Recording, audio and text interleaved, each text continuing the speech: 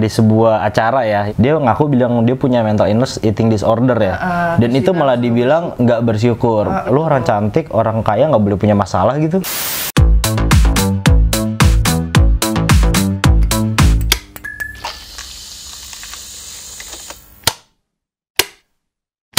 Oke, welcome back Sobat Celup, sama gue Cepi, Talita. dan di sini kita kedatangan ada Kak Bening. Halo Kak Bening. Selamat pagi Cepi dan Talita. Thank you banget Kak Bening udah mau main ke Jakarta Uncensored, karena kita memang lagi butuh bahas topik tentang mental illness ya. Tapi sebelumnya kita kasih tau dulu, Kak Bening itu expert di apa? Kak Bening boleh jelasin dulu nggak? Halo, nama aku Bening Lara dari Mindfulness Indonesia. Jadi saya di sini sebagai profesional expert di mindfulness terapi. Kami adalah lembaga pendidikan yang juga selain membuka kelas-kelas, kita juga melakukan terapi one-on-one untuk berbagai macam case yang berkenaan dengan isu-isu mental health tadi. Jadi aku kurang lebih udah cerita sedikit lah ya, dan apa yang nonton JU juga sebelumnya udah pada tahu aku ada BPD gitu. Yang aku mau jujur juga gitu ke teman-teman juga, kalau selama ini juga aku nggak sestabil itu juga kok, maksudnya emang aku lagi udah berusaha untuk stabil, tapi ternyata kemarin aku habis drama lagi gitu. Habis mulai sinetron SCTV lagi guys, episode ke 1100. Aku habis gebuk-gebukin muka lagi dan yang emang jedotin kepala, terus abis itu kayak aku hampir turun dari mobil lagi jalan, drama banget. Benjol tuh kayak kelihatannya. Benjol sebenarnya, udah makanya udah lama banget BKP. Terus kalau sebenarnya kita pengen ngomongin juga sih, karena banyak kan anak muda sekarang tuh yang dia self diagnose gitu-gitu biar kelihatannya keren gitu ya, lah, kayak aduh, depresi, gue berat banget nih gitu, depresi nih kayak gitu-gitu kayak OCD deh. gitu kan. Menurut Kak Bening tuh gimana? Aku tuh juga baru tahu ya bahwa ada tren seseorang itu merasa keren ketika dia mengalami mental illness ya, kayak gue bipolar gitu kan. Itu sebenarnya nggak disarankan ya, karena kan ada batasan antara genuine bipolar dengan yang tadi yang drama tadi. Nah, iya. Nah sebenarnya yang drama ini menurut aku sih lebih punya wabah attention seeker. Itu juga, ya kan? Dia sangat membutuhkan everybody. Aku nggak dicintai, aku nggak diperhatikan. Nah itu juga menyalahkan, ya kan? Kemudian dia berusaha sekuat tenaga menggunakan istilah mental illness untuk menarik perhatian. Bener. Karena sebenarnya akar permasalahan dia kan haus perhatian dong, Kak. Betul. Ya kan? Terus Kak, aku nih mau nanya juga nih, pasti banyak juga kan teman-teman lo yang masih menggunakan, maksudnya yang sakit dan masih menggunakan obat. Kayak menurut Kak Bening tuh gimana sih kalau gitu? Soalnya dari aku kan udah dari SMP tuh udah 12 tahun kayaknya aku minum obat kan. Aku ngerasa aku tuh udah pelupa, banyak banget kemarin aku ngapain aja aku bisa lupa. Jadi aku kayak udah ngeberhentiin obat aku minum obat yang untuk aku kejang doang. Aku tuh pengen ngarahin teman-teman buat coba juga terapinya tuh ke, aku kan Muay Thai atau aku ngelukis. Tuh, menurut Kak Bening gimana soal mental illness dan obatnya? Jadi kan gini teman-teman ya, ketika kita sudah merasa nggak nyaman dengan diri kita ya, secara emosi tidak stabil atau depresi, ketika itu sudah sangat mengganggu, nggak bisa berangkat kuliah, nggak bisa kerja, suka marah-marah, nah itu pertama memang harus mencari ahli yang profesional gitu kan. Kita mencari perhatian juga kita nggak akan dapat kok, karena itu adalah semu lah ya. Nah kemudian ketika kita terapi dengan psikiatri atau mungkin dengan healer yang profesional, itu ada pengobatan fisik ya yang disarankan. Berarti kan para ahli ini sudah tahu nih, oh ini harus diobati, ini enggak. Nah tapi harus diketahui juga bahwa obat-obat kimia itu kan juga berdampak nih ke tubuh fisik kita ya, pelupa atau mungkin GERD-nya jadi nambah gitu kan, asam lambungnya naik. Nah apa pil atau apapun itu dibarengi dengan self healing. Jadi Talita ataupun Cepi juga perlu untuk belajar self healing. Bagaimana kita mencintai diri kita. Gue seneng melukis nih, gue seneng motret. Cari hal yang kita suka. Iya, cari hal yang disuka dibandingkan kita sibuk mencari perhatian. Drama mengatakan, aduh gue depresi nih, mau bunuh diri nih. Itu kan banyak banget ya. Iya kan? Iya, kayak itu kadang banyak remaja ababil ya, lebih tepatnya. Dikira keren kali. Udah kelar. Kita ngomong sama temannya, kalau gua mati lu gimana? Iya. Kayak yang mau pertanyaan juga, berarti kayak kemungkinan aku tangkap itu yang obat-obat kimia itu mungkin lebih ke immediate healingnya kali ya. Dan untuk jangka panjangnya mungkin lebih ke self healing. Seneng banget liat muka lo serius gitu. Mungkin karena ada aku kali ya. Bener ya Kak, kayak gitu ya?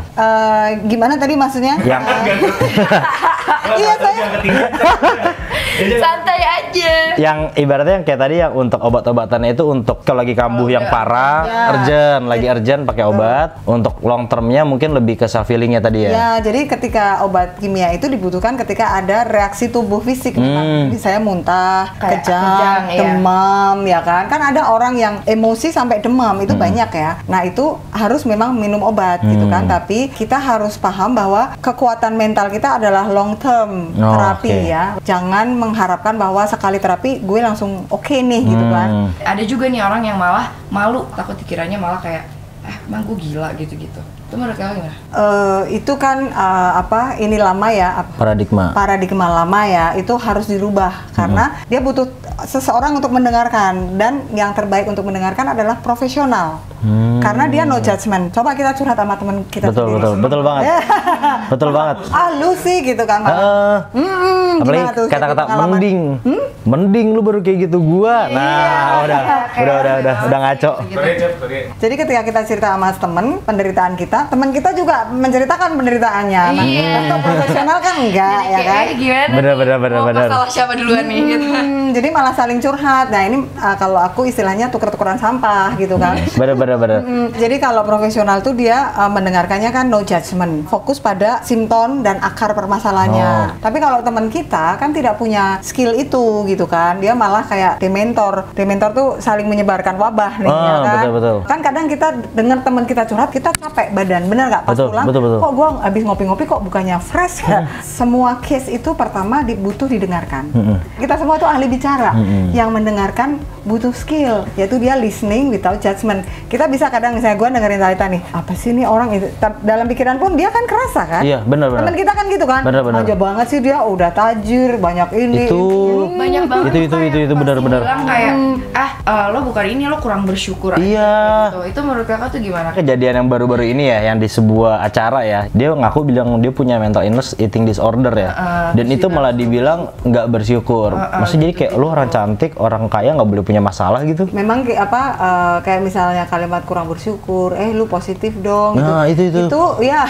Bener banget. Mudah diucapkan, tidak mudah dilakukan. Sehingga ketika teman kita lagi sedih parah atau depresi parah, kita sampaikan begitu, itu seperti malah memojokkan ya. Lu yang salah, udah mah dia lagi stres, malah disalah-salahin kan. Bener banget. Karena kalimat lu kurang bersyukur artinya gue dong yang salah gitu. Tapi kan kalau teman kita jadinya manja, itu boleh nggak sih kita kayak akhirnya agak keras dikit gitu? Boleh nggak sih? Oh, itu harus Talita. Karena gini, dunia modern setiap orang membawa disease. Even tuh itu bukan orang yang mental illness sekalipun ya. Background masa lalu, orang tua, apa. Ketika kita sudah merasa terganggu, misalnya orang ini kok curhat yang kayak kasar rusak ya. Nah, kita harus melindungi diri kita. Karena ibarat diri kita ini kayak rumah harus dikasih pagar dong, Kak. Gitu kan.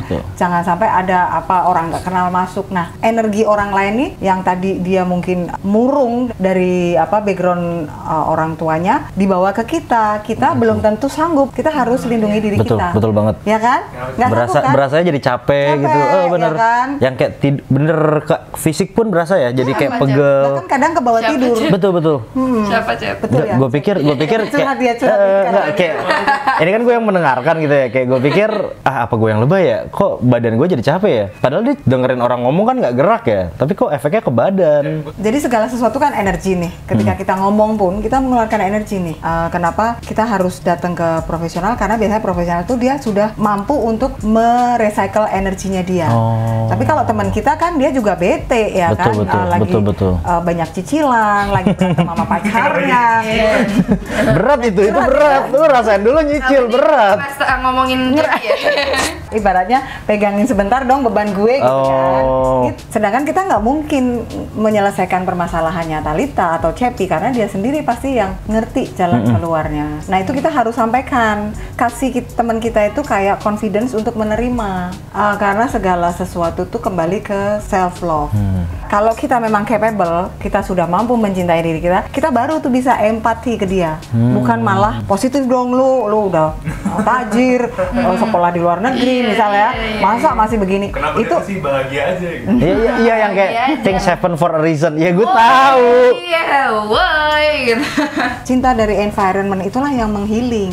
Artinya bukan juga obat, bukan juga orang lain, tapi kemampuan kita mencintai dan cintai. Tapi alhamdulillahnya aku sekarang udah bisa sampai di situ sih, Kak. Belum bisa perfect itu juga. Cuman aku lagi berusaha jadi manusia utuh. Manusia utuh tuh maksudnya aku bisa ngerti cara mencintai, aku tahu tentang kesetiaan, aku tahu tentang bijaksana, tulus sama sabar.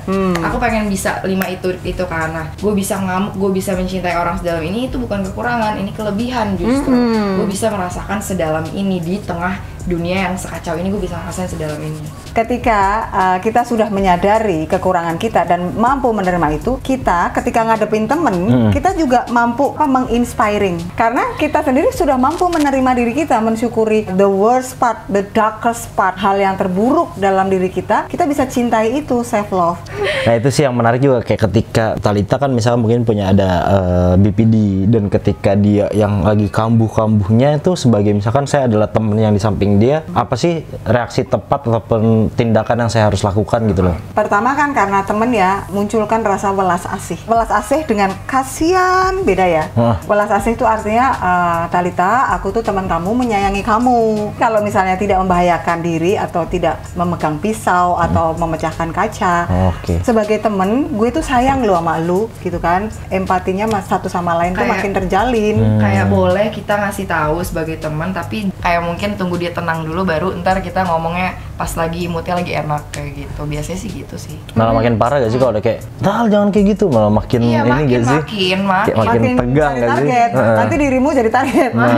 Ya kalau kita tahan itu boleh gitu. Kita lihat juga bahwa apakah ini membahayakan. Paling misalnya kayak ungkapan-ungkapan kayak kamu nggak capek, cuman jangan dijudge bahwa ngapain sih lu kayak gitu. Nah, ini kan bicara intonasi ya. Betul. Intonasi itu sangat pengaruh. Karena misalnya aku panggil Cepi ya, hey Cepi gitu, sama Cepi, Cepi, ya kan beda kan? Cepi, Guk. Gonggong nanti gua. Nah berarti memang tadi juga aku dengarkan tentang kakak bilang semua orang tuh sebenarnya body disease ya kak. Jadi sebenarnya orang-orang yang kayak gitu tuh mungkin merasa mereka punya masalah, nggak harus malu ya. Di dunia modern kalau saya baca research ya, itu di antara ruangan ada 10 orang, 7 orang itu adalah mental illness. Cuman apakah mereka masih bisa di depan publik itu mereka bisa menghandle itu atau enggak? Masalahnya kan ketika di depan publik, depresi atau stres itu penting untuk kehidupan. Ini harus diketahui. Penting, sangat penting. Ketika orang itu tidak depresi dan tidak stres, berarti dia tidak growing. Ketika di dalam diri kita ada yang ingin growing, tumbuh, berkembang, misalnya muncul interest baru atau muncul keinginan baru, itu pasti ada depresi. Nah itu yang harus dicari. Gue mau growing kemana nih? Dan jadi jangan malu. Kenapa mesti malu? Dan kadang ada orang yang merasa dia lagi lost aja, itu karena emang mungkin aja dia lagi ada yang growing. Ya ada proses growing. Kenapa gue tiba-tiba ngerasa lost ya? Karena mungkin interestnya akan berubah. Lebih penting adalah mencari akar dari depresi aku asalnya dari mana. Siapa tahu mungkin ada perubahan biologis, ya kan? Cuman jangan jadi overthinking itu. Iya, jangan betul, jangan overthinking. Jadi ketika ada perubahan biologis dari anak SD ke SMP pun stres kan? Mulai suka sama temennya, takut ditolak, takut ini. Artinya apa? Growing kan?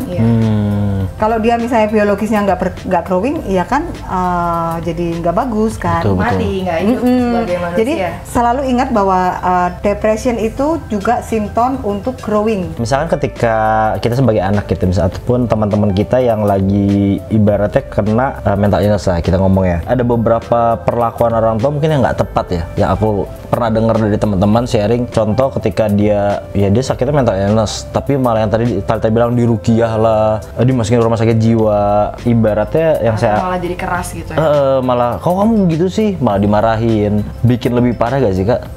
Iya, karena kan tadi CP udah bilang ya bahwa depresi, mental illness ataupun stres itu lingkungan sangat penting. Betul. Penerimaan lingkungan. Jadi pertama untuk lingkungan bisa menerima, tanyain dulu yang bersangkutan. Harus cari pengetahuan dulu lah. Betul. Cari ilmunya dulu. Kenapa sih anak aku tiba-tiba sering diam? Kenapa anak aku tiba-tiba sering ngelihat ke tembok misalnya? Nah itu si orang tua ini juga harus terlibat secara aktif untuk mempelajari konseling, ya kan, ketika bahkan mungkin harus mengantar, mencarikan psikolog, ketika dijudge bahwa oh ya ini gila atau apa, masuk rumah sakit jiwa atau ruqyah atau apapun itu, belum tahu sebabnya, kita sudah pengen cepet-cepet sembuh. Iya, instan ya. Nggak sabar. Tadi kan yang Talita bilang 5 kan salah satunya kesabaran kan. Betul. Nggak sabar. Nah, yang nggak sabar ini memperparah memang. Anak ini akan semakin malu, tidak ada orang pun yang mempedulikan aku. Nah, kalau tadi kan kakak bilang kakak itu ada praktek mungkin mindfulness ya. Itu aku penasaran sih, kayak gimana sih kak itu tentang mindfulness itu? Karena kita banyak dengar-dengar dari dokter kayak referensinya kalau ini udah suhu ya. Ini tuh udah suhunya grandmaster. Suhunya nih, namaste gitu. Jadi mindfulness itu adalah cara pikir di mana kita no judgment. Jadi ketika kita menghadapi sesuatu, kita itu present at this moment. Jadi ketika kita tidak menjudgment baik atau buruk, benar atau salah, ya kan? Terimalah apa adanya. Oh ya, teman gue lagi marah-marah nih. Oh ya, bos gue lagi nggak mood nih. Jangan dilanjutkan dengan drama. Nah, itu mindfulness, artinya mindful. Kalau bahasa Indonesianya itu khusyuk ya. Misalnya kita lagi makan nih, kita makan ya kita rasakan makanannya. Sambal itu pedas, ayam ini gurih. Kebanyakan kan ketika kita makan, pikiran kemana-mana kan. Mindfulness adalah pola hidup di mana kita present at this moment. Mendisiplinkan pikiran supaya enggak gentayangan. Belajar fokus berarti ya, untuk ya, enggak merembet-merembet juga jadinya. Enggak create drama. Karena otak kita ini punya kecenderungan untuk membuat story. Mindfulness adalah tool yang sangat powerful untuk human development ya. Kalau aku boleh sampaikan, di mindfulness itu diajarkan bagaimana mengelola keseimbangan antara emosi, pikiran, dan tubuh fisik. Spektrum emosi banyak nih, tiba-tiba gue gloomy, nanti otak langsung gara-gara gue belum balas cicilan kayaknya ya gitu kan. Nah, nanti bunganya naik apa sehari berapa nih, padahal terimalah itu sebagai gue lagi gloomy, gitu aja. Jadi jangan dicari-cari ini, tarik-tarik gitu ya. Tarik ya. Bener-bener tuh anak muda, jangan ditarik-tarik terus. Jangan ya. Terus misalnya kita lagi galau, ini gara-gara cowok gue nih tadi kayak gini-gini nih, dasar nih dia. Nah, itu nggak mindful artinya. Ya kita lagi galau aja. Oh, rasanya galau tuh kayak gini ya. That's it. Semua orang mengalami galau. Bukan berarti kita harus tarik-tarik terus, bukan tarik berarti terus gini. Ya, bukan berarti harus ada ceritanya. Tapi memang aku jadi keinget karena kan aku ada yang pernah ke perusahaan Korea ya. Jadi dia tuh tipe yang kalau di kantor marah-marah nih di kantor, tapi pas udah kelar bisa ketemu minum lanjut biasa lagi. Kalau Indo kan yang kayak nggak bisa ya, yang lu dimarahin. Ya, wah nih lihat nih atasan gua nih yang gitu-gitu ya. Ya, jadi kalau di Indonesia itu pengelolaan emosi untuk mindfulness itu sangat penting karena kita tidak bisa melakukan itu di kantor. Betul. Kita harus sangat pandai mengelola emosi. Karena sekali kita maki-maki orang di kantor, traumanya di 10 orang yang ada di ruangan. Iya. Ya. Benar. Nah, kalau di Western culture itu mereka fokus di apa sih yang dia marahkan. Kalau di kita itu akan jadi judgement yang berkepanjangan, drama. Tapi itu memang budaya kita dan itu tidak perlu dipaksakan. Tapi kita harus memang belajar mindfulness untuk tadi supaya ketika kita berangkat kantor kita tuh clear. Bahkan kita bisa melindungi diri kita dari bos yang marah-marah. Betul. Di saat aku udah bisa untuk kayak nggak semua itu harus dikasih respon. Yes. Itu tuh aku kayak tenang banget. Memilah-milih respon. Jadi mengamati pikiran kita. Bener. Misalnya, duh motor ini keren nih gitu kan. Udah biarin aja gitu kan. Kita observe, oh iya gue lagi pengen. Besok masih pengen apa enggak? Jangan direspon dulu. Jangan direspon dengan ngecek harga cicilan. Itu berarti udah merespon. Jadi memperlambat respon supaya kita bisa memilih respon terbaik. Beberapa banyak yang karena kan pressure kenceng ya. Kalau di yang multinational company kan pasti kenceng ya. Dan itu ada yang sampai pulang itu tuh ibarat laki-laki ya udah nggak bisa naik gitu, ibaratnya gitu loh. Untuk kehidupan keluarga dia tuh langsung hancur karena kebawa dari kantor gitu ya. Yang bahkan sampai pagi-pagi tuh yang muka blank. Mungkin karena dia nggak bisa memanage emosinya ya. Dan aku baru ngelihat ternyata penting banget ya ini untuk. Oh, sangat penting. Karena gini, ada orang-orang di mana punya batas emosi dan ketika itu terus masif dihajar oleh situasi lah ya, kehidupan lah ya, itu sehingga dia mematikan emosinya. 6 yang akan berakibat di sama pasangan. nggak bisa romantis hangat lagi, nggak bisa menanggapi pasangan dengan kehangatan lah ya. Merinding aku dengernya. Bener banget, kayak relate banget gitu. Kenapa mindfulness sangat dicari orang? Karena ini relate in any life. Karena kehidupan modern tuh sangat jam, Kak. Betul. Lebih kejam dari ibu tiri. Ya, betul kan? Sorry aku potong. Mindfulness berarti sebenarnya bukan untuk orang-orang yang ada mental illness aja gitu, siapapun bisa, karena memang ini kan lebih ke tentang mengenal diri kita sendiri gitu loh. Kita kenalan lagi sama diri kita, kayak belajar fokus, belajar memilih-milih respon apa yang harus kita respon, mana yang enggak gitu. Ketika hantaman emosi dalam kehidupan sehari-hari terlalu kuat, dia emosi secara autopilot akan mematikan sistem 6. Mati rasa, hidup seperti zombie. Gue ngeliatnya yang kayak serem banget gitu loh. Lu dunia kayak, lu kerja bisa sampai kayak gitu tuh serem banget menurut gue. Dan kayak, apa gue nanti lama-lama setahun 2 tahun jadi kayak gitu? Takut juga kan kita. Jangan regret the past, jangan anticipate the future, tapi fokus ke sekarang aja gitu. Iya, nah itulah misterinya. Don't regret the past. Masalahnya otak kita itu selalu menarik masa lalu. Ya kan, ketika itu belum heal, tuh maksudnya belum heal adalah kita belum ketemu hikmah atau lesson learn dari suatu masa lalu.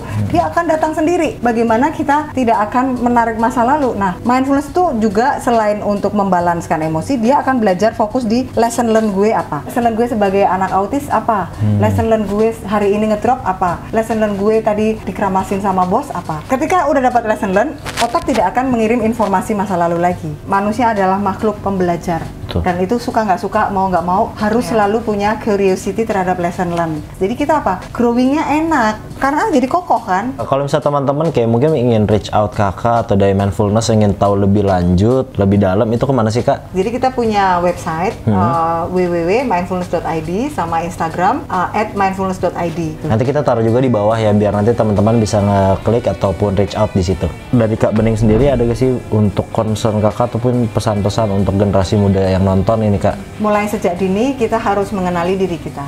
Kita mengenali emosi kita mengenali cara berpikir, pola berpikir kita, energi diri kita. Gunanya apa? Supaya kita lebih kalem, wise, kemudian kita lebih powerful. Ada good side, ada bad side, itu harus dikenali. Nah, dengan begitu kita menjadi pribadi yang lebih pede. Karena kalau kita mengharapkan kita mendapat perhatian dari orang lain, kita akan kecewa. Cintai diri kita, kenali self love, itu yang paling penting adalah self love. Kalau dari gue, coba pilih-pilih respon yang mau kalian keluarin gitu. Dan kalau untuk kalian yang masih suka self harm, kalau bisa stop, karena jangka panjangnya tuh parah, bisa Parkinson ya kayak kalau Parkinson bisa tumor otak. Oke, kalau dari gue sih ketika denger ini ada satu quotes-nya kalau nonton Game of Thrones dari Tyrion Lannister, kalau lu udah accept kelemahan lu sendiri, orang tuh gak bakal bisa pakai kelemahan lu untuk nyakitin lu. Dan untuk anak-anak yang merasa edgy dan mental illness menurut lo keren, tolong stop, karena hal yang lo lakuin itu bisa berimbas kepada orang-orang yang sebenarnya punya mental illness.